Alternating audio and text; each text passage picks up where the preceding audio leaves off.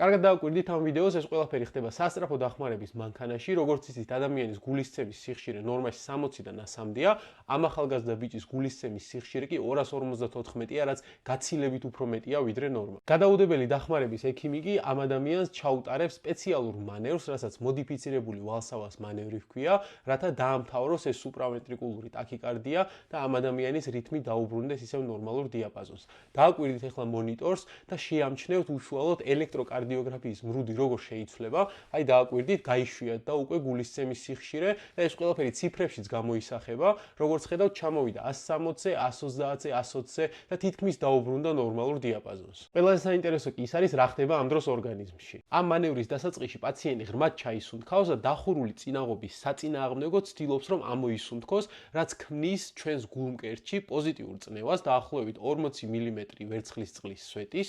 ეს დაახლოებით 15-20 წამს გრძელდება და ამის შედეგად გულის მარჯვენა ნაწილისკენ ვენური სისხლის მიწოდება, ანუ აი ამ ნაწილისკენ მცირდება. ამის შემდეგ კი პაციენტს გადაატრიალებენ ისე, რომ ფეხები გულის დონესთან შედარებით უფრო მაღლა იყოს, რაც აძლიერებს გულისკენ ვენური სისხლის მიდინებას და ასევე იზრდება ვენური წნევა საუღლე ვენებში, რომელიც ყელშია მოთავსებული. საბოლოოდ ამ ყველაფრით სტიმულირდება თავის ტვინის მეათე ნერვი, ნერვუს ვაგუსი, აი მწვანეთე აღნიშნული ნერვი, რომელსაც გავლენა აქვს და კონკრეტულად ნეგატიური გავლენა აქვს გულის ავტომატიზმზე და ეს ყველაფერი ამთავრებს ამ სუპრავენტრიკულურ ტაქიკარდიას.